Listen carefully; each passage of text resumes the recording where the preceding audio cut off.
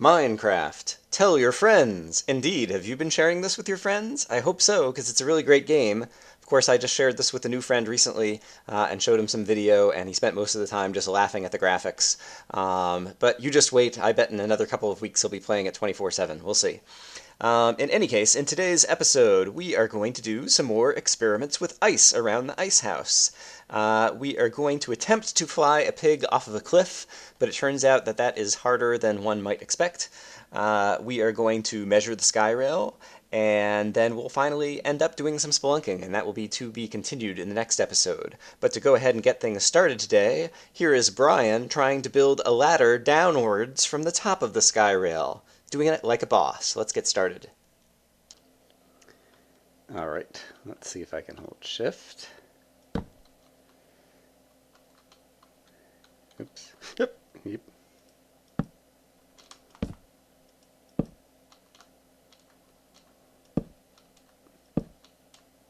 Oh, look at this expert downward ladder building. I'm unstoppable.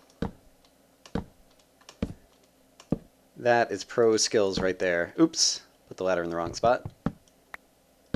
Boom. Perfect. So now, from the ice house, I have an easy way to climb back up to the top of the sky rail. Doodle-doodle-doot. Great.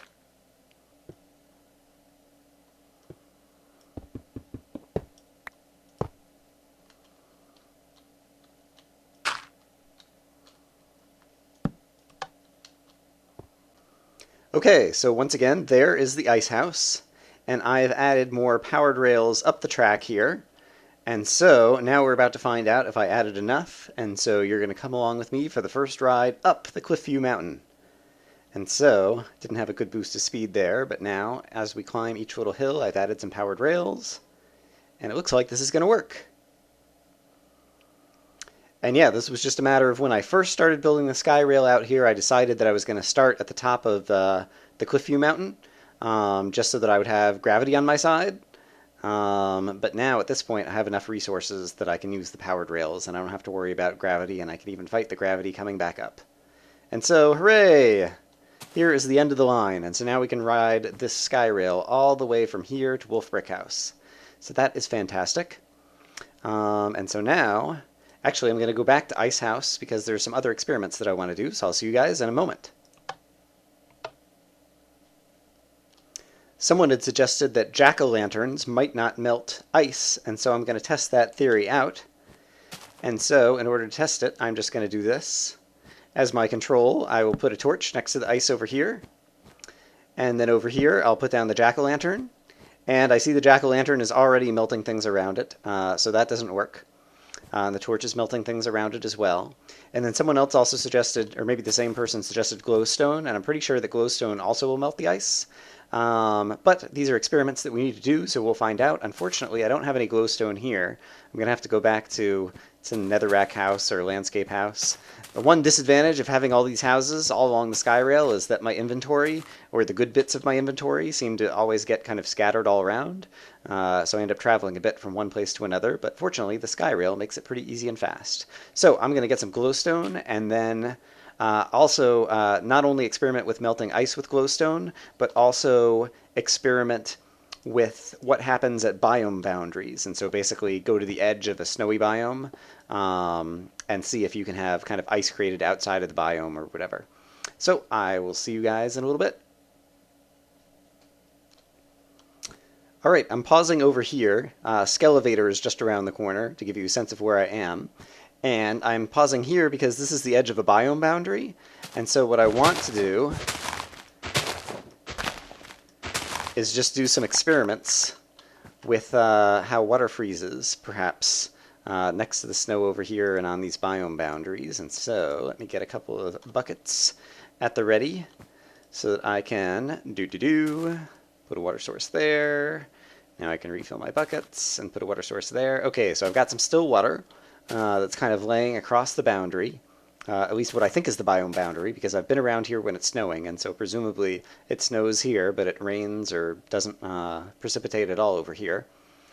And now I guess we just wait and see if any of this freezes or if part of it freezes or exactly how this is going to work. And so I will bring you guys back in after something happens. While I'm waiting for that to happen over here, looking out on the ocean over here, there's Skelevator, by the way. Yeah, I see these patches of ocean that appear to be in non-snowy biomes, and that patch obviously hasn't frozen over, nor has this patch that seems to be in this little desert that's kind of out in the middle of the snow here. And so I guess that leads me to believe that there really is biome boundaries as to whether or not things are going to freeze. As what I was hoping to make kind of like a control group, I went ahead and I dug another tiny trench over here that is an area that's totally snowed over.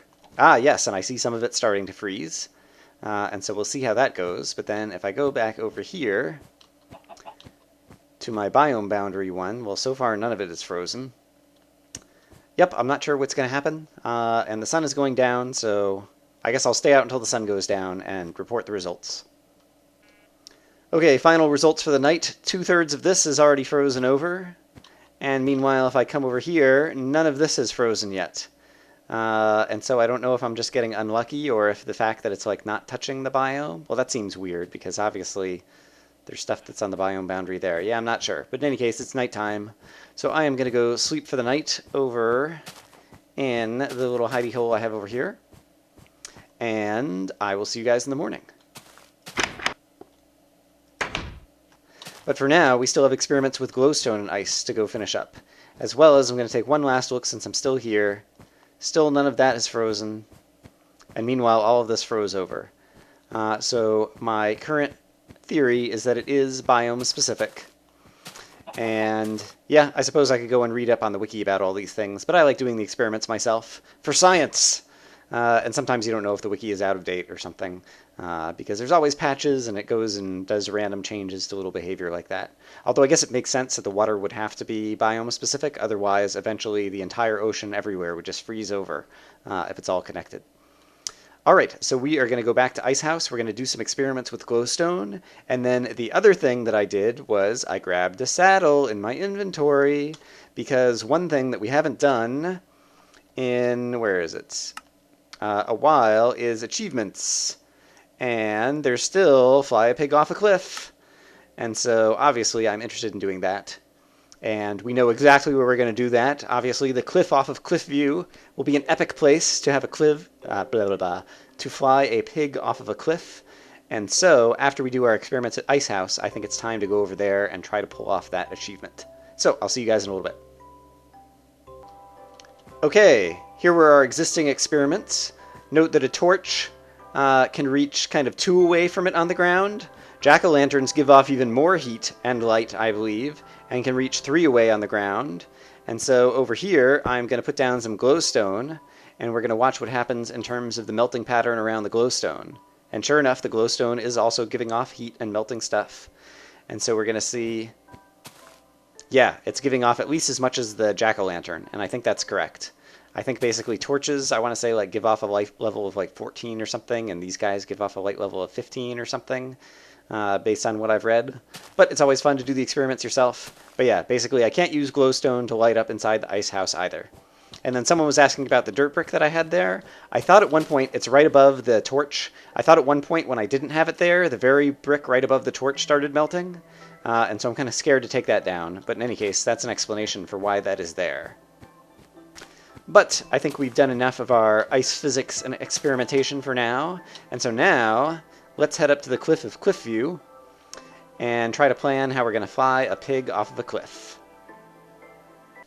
There will be 2 main challenges to get a pig to jump off the cliff over here. One is I need to actually get pigs to spawn up on top of this mountain. And 2 is somehow I have to coerce them to go off the edge. And I've had trouble with both of these things before. So what I'm doing right now is I put some torches out there to melt more of the snow, because I think they only spawn on grass. And I'm standing what I think is far enough back that they could actually spawn over there. I'll even stand a little bit further back to keep an eye out for them. I've got some fences ready, so if a pig does spawn over there, I can kind of fence off the area, so we'll be forced to kind of go that way. And then finally I have water buckets, and I'm hoping that once I put a saddle on the pig, I should probably also get the saddle ready. that then, if the pig doesn't seem to want to jump, I can use water and end up just kind of putting down a water current that kind of pushes him off the edge. So that's kind of my plan. Unfortunately, the sun is already starting to go down today, and so unless I get lucky really soon now, I think I'm going to be unlikely to be able to pull this off tonight. I do have a little hidey hole up here where you can see that little, yeah, you can see the door, and there's a piece of stone right there. I have a little hidey hole. So I can sleep up here for the night and try again in the morning. And I see a cow over here, and since there's only 20 friendly mobs or something that can be active at once, I guess let's go ahead and kill him in an attempt to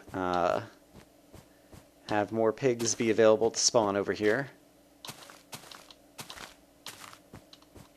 But yes, now the waiting game begins, and so I'm going to edit a whole lot out here and see if I have luck over the next day or so.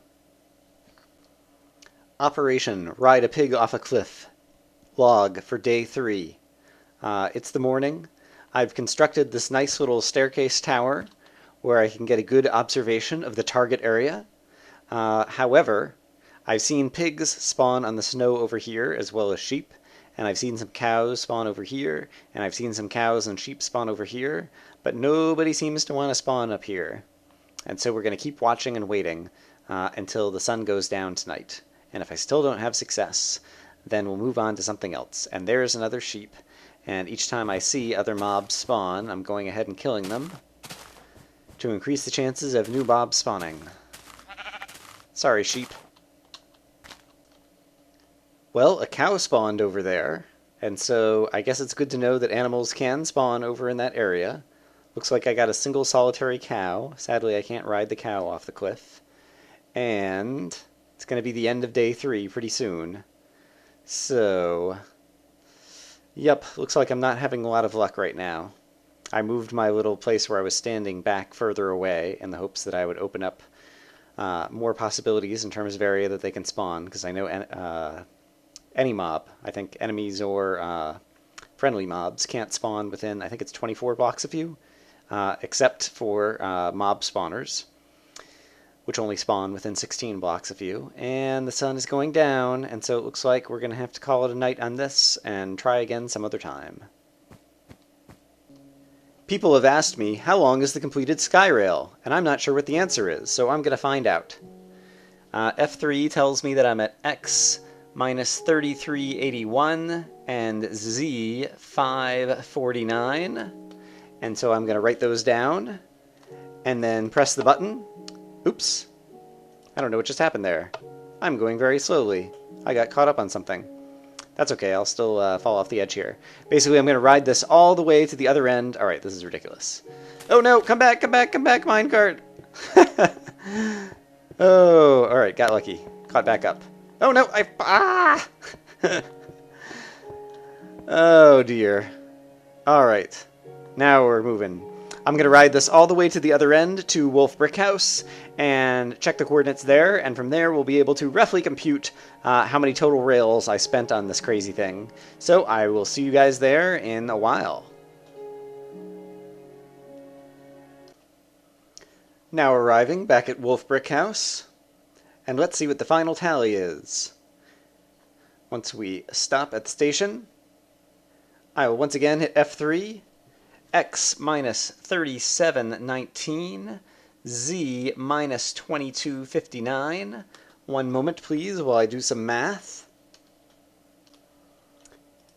And assuming that I did my addition and subtraction correctly, I believe we have traveled over 3 kilometers on the track in order to get there. And indeed, the sun's going down already.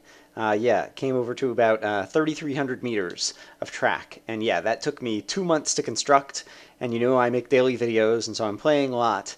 And yes, so as I said before, I'll say it again, I'm glad to see the back of it. I'm glad that it's done, because I did so much spelunking to get all the iron and gold for that.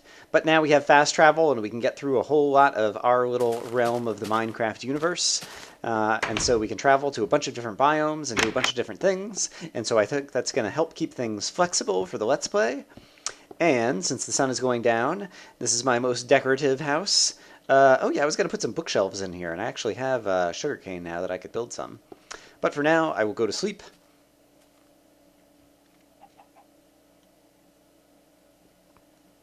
And it's a lovely morning.